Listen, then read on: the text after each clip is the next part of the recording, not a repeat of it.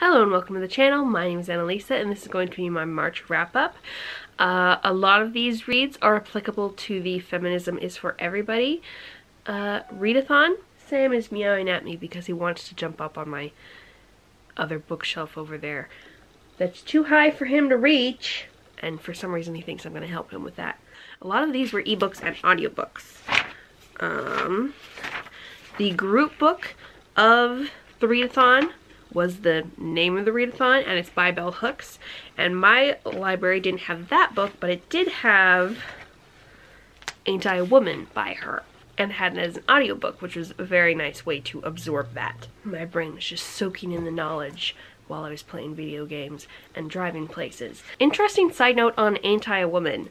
That is a quote from a speech by Sojourner Truth, except it's an inaccurate quote because it's from a rewritten version produced by a white woman 20 or so years after the original speech, and it has an added southern tone and accent that Sojourner Truth didn't have. She talked very northern and she was very eloquent, whereas in the remade version she mostly uses small words and also tells an inaccurate story about herself having 13 children, which she did not. She had 6. I will link below a website called the Sojourner Project, I think, that has the text of her original speech as it was recorded by a reporter who was reporting on the group speeches that were being held that day, versus the retold version, and they're vastly different. I just gotta pause and take a picture of this with my phone because this cat looks fecking ridiculous. Yeah, I'm making fun of you. He's sitting on my pile of art supplies. I keep my art supplies in a pile because I have that neurodivergent thing where I can't remember things exist when I can't see them. I'm gonna get some more clear shelves and drawers sometime, but this is the way it is right now, and he looks ridiculous. Back to the book by Bell Hooks. It was very good. It basically took us through the history of when black people were first brought to America, and then all the way through modern times, which I think at the time this was written was like the 70s or 80s. It was super informative because it's all about how black women interacted with black men, how they interacted with white men, and how they interacted with white women. So like, it was all about intersectionality and the way that being both women and black affected them differently than white women were affected by sexism, and differently than black men were affected by racism. Stuff about purity culture, where white women leaned into purity culture and anti-blackness against black women because that way the Jezebel myth and all the negative stereotypes that are about women that are sexist, they can deflect them onto black women because some woman has to be at fault. It's not that men are horrible, because society says it's women that are horrible. They can deflect that onto just black women, and they can have the part of the sexist idea that women are weak and meek and perfect and pure, and they make like a dichotomy. Then, ooh, I really loved Devoe Undaunted. I got the audiobook of this as well by Tanya Bolden, and this was about a particular black woman, and it was basically a biography of most of her life, at least up until the most famous case she ever was a part of, because she was a lawyer.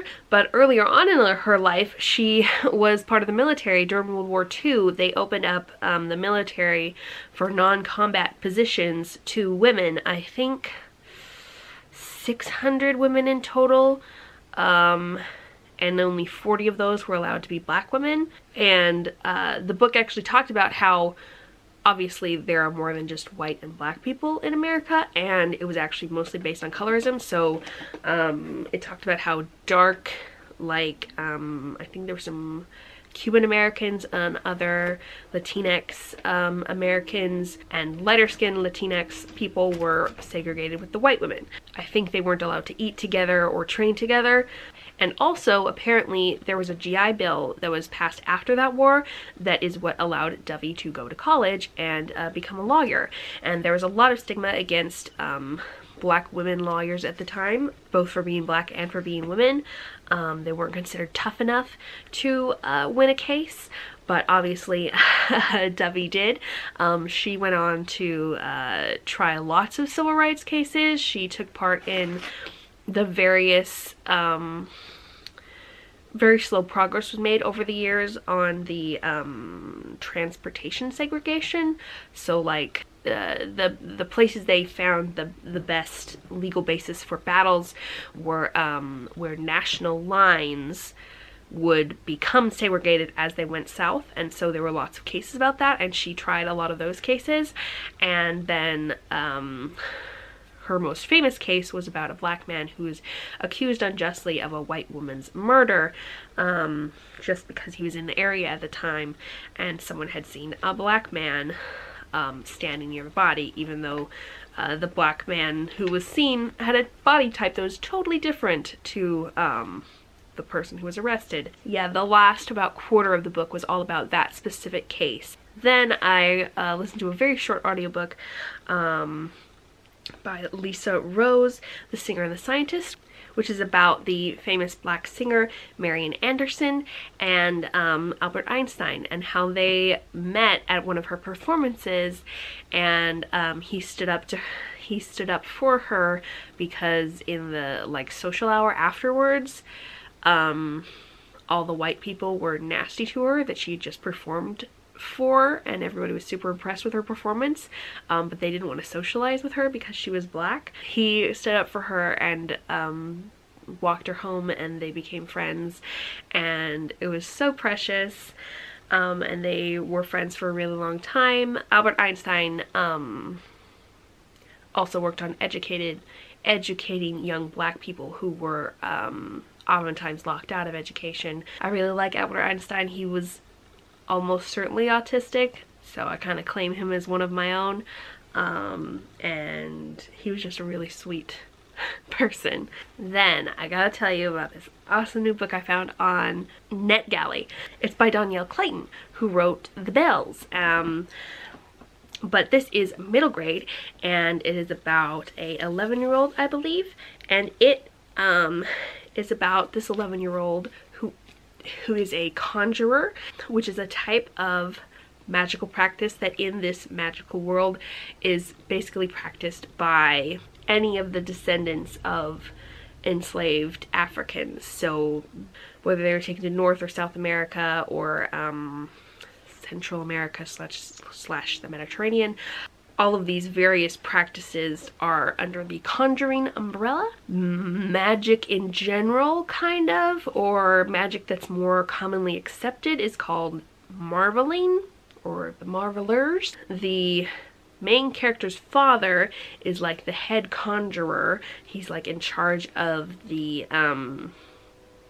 people who shepherd people to the underworld. So a big section of conjurers are people who handle life-death intermediarying. He has been campaigning for fair treatment of conjurers by the other marvelers, and has finally gotten it so that conjurers will be accepted to this magical school in the clouds. And so our main character is the first of her type of magician people to be going to this school. And this is the first year that a conjurer will be teaching, and her aunt is the one who's going to be the teacher. I think, personally, that this has a lot of what I would consider the best parts of the HP universe, which is where which I like that there's like a mundane world and a magical world that live kind of side by side but also separate, and the whole magical school thing with moving parts of the school that you have to figure out correctly to get through different classes on time, and magical creatures at the school, and really cool stuff to buy, like crazy candies, all the cool stuff in both Diagon Alley and Hogsmeade, without the racism, sexism, transphobia, homophobia, etc. present in the HP universe, and also with quite a lot of diversity. Our main character is black, but we also effort is gone to by the Marvelers themselves to be inclusive of people all over the world. So there's Indian people, there's Indian magic, there's African people and their magic, and they like have competitions of who makes the best curry, and the only people who have been excluded are conjurers, just because their magic is considered so different, and it deals with prejudices against that. I'm not saying at all that this is derivative of HP. I think it's magical schools are a part of fantasy fiction that is normal for everyone to write about.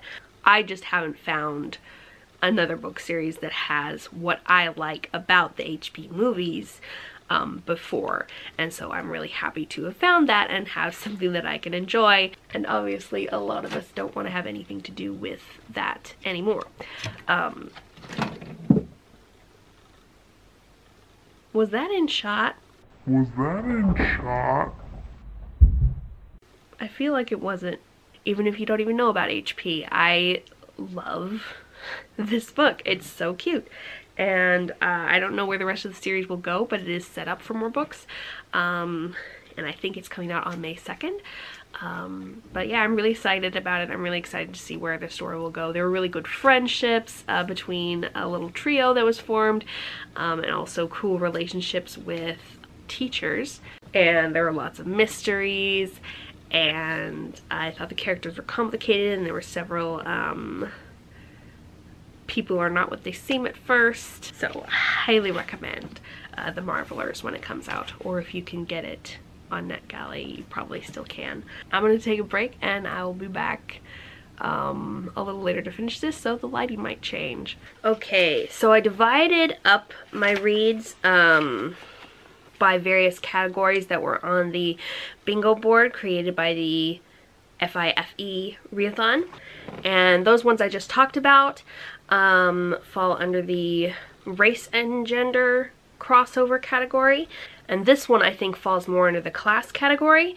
The House That Lou Built by May Respicio, and also a little bit under the race and ethnicity umbrella, because it is about a biracial Filipino-American girl who is growing up with her single mother. Her dad died, and she is kind of sharing a house with a bunch of her cousins and grandma and aunt and uncles. And the reason that Lou wants to build a house is partially so that she can have some room to herself, because all she has that's totally hers in her own house is one little closet, where she can be totally private and nobody will bother her because she shares a bedroom with her mom. And so she wants to build a tiny house on a trailer bed. That's very heavily talked about in the summary.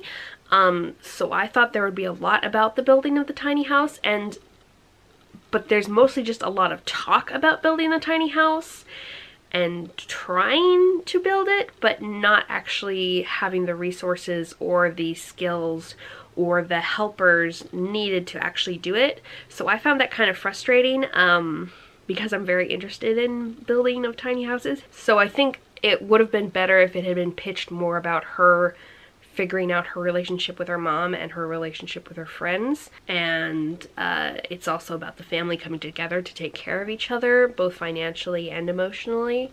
Then there are several under the disability umbrella. Macy McMillan and the Rainbow Goddess by Sherry Green is only a 3-hour audiobook, but it is about a deaf girl who her neighbor across the street is thinking about moving, and so she's packing up all her books, but she needs help with it because she's moving into assisted living and she gets tired really, really easily and needs someone to physically take the books off her shelves and put them into boxes. And this woman doesn't know sign language, so Macy isn't sure how they're going to communicate about how to do this together, but they end up working things out, and the lady learns some sign language and they communicate a lot by writing things down, and it's just really precious. The Rainbow Goddess refers to the neighbor's name is Iris. Iris is the name of a Greek rainbow goddess, in addition to being the name of a flower. It's also about May's mother is a single mother, and she's getting married to someone who already has 2 daughters, so it's 2 single parent families coming together, and Macy is really worried about this meaning that her mother will not have as much love to go around for her daughter anymore, and will have this other guy be her priority. So she investigates him and tries to find dirt on him. Macy's relationship with Iris helps her do a lot of emotional processing and figuring things out. Also, there's a lot of love of books involved because it's all about packing this lady's books and her emotional connection to them. Then I read Rolling Warrior by Judith Heumann, and I actually just heard about Judith Heumann from one of the disability education TikToks that I follow. So when I saw this in my library's audiobook collection, I snapped it up.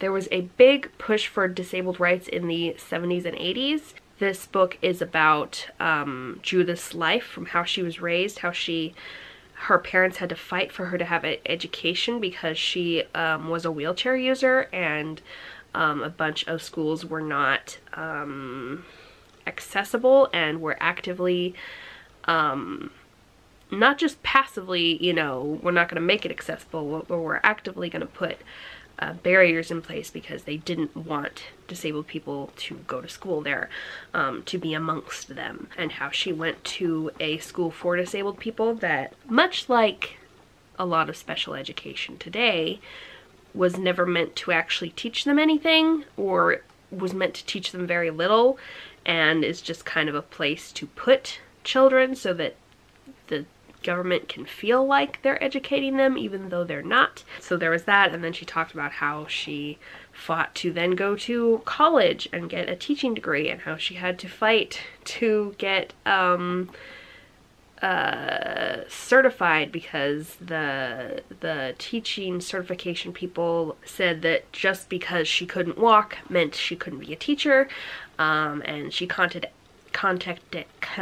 ACLU, and they didn't want anything to do with it because they thought they couldn't, that it was fine to decide someone couldn't be a teacher based on medical reasons, and how she eventually fought the case and won, and then how she had to again go to court to get a place to actually hire her. Then it was about how she took part in various sit-ins that were very influential in getting,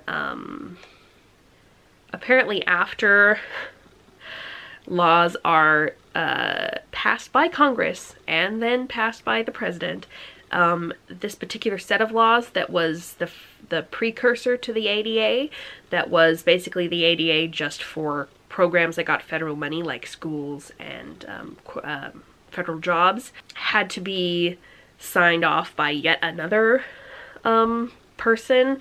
They had to stage a ton of sit-ins to get this person to sign them because he was being what's that called? It's actually bribing, but it's lobbied by various companies who were paid by the government, and so who this law would apply to, who didn't want to spend the money or effort to become pre-AD that law compliant to be accessible for disabled people, and so she was an instrumental part of those sit-ins. I'm aware that there's a lot of racism amongst disabled activists and in disabled spaces, and that most of what gets heard is disabled white people's issues, and so I was wondering if Judith Heumann would bring that up at all, and she really didn't. I was kind of disappointed in that. She mentioned at one point that one of the disabled protesters she was sitting in with was a member of the Black Panthers, and that because of his connections he called in the Black Panthers and they brought food to them, and like people had been prevented bringing food to the sit-in protesters by police, but the Black Panthers just were like, kind of bowled them over, which is awesome. By the way, if you don't know about the Black Panthers, they were really great group, and they were not the antithesis to Martin Luther's way of protesting that they are framed as being. They're very much framed in the education that I was given when I was taught about the civil rights movement as super violent and always did negative things, but they supported disabled rights, fundraised food for poor people, and they followed cops around to stop them from attacking other black people, which personally I kind of think still needs to be done. Anyway, I encourage independent study of the Black Panthers because they were really, really cool. Anyway, they brought food to these protesters, and so obviously there were black people supporting the movement, and there were also black people as part of the movement, but Judith Heumann really didn't look at talking about whether their voices were heard, or she doesn't even acknowledge that there might have been a racism problem in the movement, so that's a little bit concerning. On another note, she brought up that some of their big supporters who helped them go to Washington DC and protest and like put them up in hotels and got them accessible transportation were machinist unions, which is so cool because for one, I love unions in general, but also my dad was a machinist in a machinist union. He's still alive, he's just retired.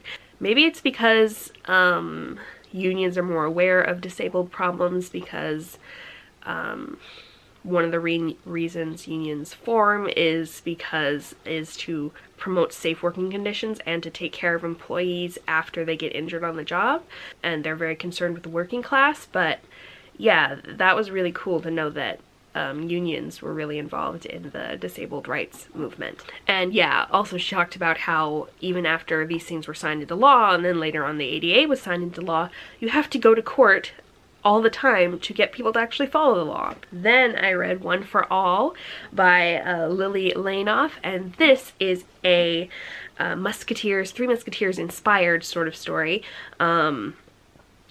Although mostly just Musketeers in general sort of story, because they were a real thing, and it has very little to do with the original story, which is a horrifically sexist story. It's set in the Musketeer era in France. It is about a main character who has POTS, which obviously wasn't diagnosed at the time. She just knew that she got dizzy a lot and would faint if she wasn't super careful about moving slowly, and had to prop herself up against walls and fences and such to get around when she got even a little bit tired. Something orthostatic tachycardia syndrome. It's where your body does not regulate its blood flow correctly well. So just at random times, but especially if you move too fast, the blood just won't go to your brain. So you'll faint or get dizzy, and also sometimes has trouble going to your extremities or getting back from your extremities. So this is about her becoming a lady musketeer. She has always wanted to be a musketeer because her father is a musketeer. It actually has a lot in common with the Barbie Musketeers movie in the best sense. It's the whole wanna be one because my father was one thing, trained in the barn at my farm. Doesn't have a talking cat. But there are a lot of the same sort of vibes, and I love those vibes. But this was a little bit more mature, more of a YA rather than a middle grade sort of story. And it was just so freaking good. It's about sisterhood, and there's a little sapphic love in there, and there's actually a confirmed by the author and framed as Aero Ace character as well. And there's just lots of talk about fencing, and so like there's a plot against the king and mysteries, and you're investigating, training alongside your fellow secret lady musketeers. It's just so cool. I love it a lot. Then we have Elizabeth and Zenobia by Jessica Miller. Audiobook again, and it was about a little girl who can see a spirity ghost person named Zenobia, and nobody else can see Zenobia. And after Elizabeth's mother runs off with an actor She and her dad move back to her dad's country home, which is like a mansion type place, and creepy weird stuff starts happening, and it seems like the house might be haunted by more than just Zenobia. And like wallpaper starts moving, and yeah, it's got some very creepy stuff, and I really liked it. There's a bit of plant magic, there's a lot of mystery stuff going on. It's really cool to see how Elizabeth and Zenobia work together to figure things out. Might have some elements that are more familiar to the horror genre than to fantasy genre. Then we have Dragonsdale, which is about a stable that trains dragons, breeds, raises, trains dragons. Breeds is a relative term. It's all consensual because dragons are, they can't communicate with words, but they're recognized as being sentient, kind of, except that you can own them. So yeah, but that treatment is fairly common, I feel like, in the fantasy genre when it comes to dragons. Anyway, this is that type of dragon and society interaction with dragons, and it's about a young girl who lives there and is not allowed to ride dragons. Her mother died in a dragon flying accident. It's about her interactions with the other dragon flyers, and also her interactions with a particular dragon that she helped rehabilitate when he was a baby. And it's very cute. There is a character who's new to all this, who just started working there, who's a young boy who doesn't know anything, so he is used as the exposition explanation character, as the main character tells him about how all the things work and how dragons work. And there are like dragon riding competitions where there's like how clean they are and how fancily dressed they are and how good they are at maneuvering, and those are really fun. So this is another fun dragon story to add to my collection. I'm hoping the next books in the series will be a little more cheerful. This one had a lot of points where I was like upset because the little girl was not having her emotional needs met because her father is too full of his own grief to take care of her. But other than that, I really enjoyed it. Then we have Beast and Beauty by Soman Chainani, who you might remember is one of my favorite male authors. He is the one who wrote The School for Good and Evil. There's a whole series, and I've only read the first book because it's kind of a lot to take on. But he really likes fairy tale retellings and like twisting them and turning them on their head, and this is a whole collection of fairy tales that have been twisted around and funked up, and I really love them. There were a couple of them that had kind of sad endings, and those are the only ones that I didn't like, but I liked the whole story up until the sad ending. But everything else was really cool. There were queer retellings. There was a version of Snow White where Snow White is black. I'm not sure which my favorite was, but it was probably the first one, which is the Red Riding Hood one. Yeah, it was really good. If you like twisted around weird tales that are also kind of a darkish version, kind of like The Language of Thorns, this is another very good collection in that vein. And that is finally everything. I'd love to know what you've been reading this month and anything else interesting you've been up to. Also, your plans for next month. The Disability Readathon is next month, which is hosted by Anna G and I think a couple of other people, so I will link the details for that below. I've got like 3 different autistic books lined up already for that, all of which are middle grade, so that's cool. And I've got several other middle grades that are going to be left over from middle grade March. But I do feel good about how many middle grades I've been reading. I'm really happy with that. And I have definitely found some new favorites. I also have several nonfiction that are going to be left over from this readathon. So thank you so much for watching, and I will see you in the next video. Bye!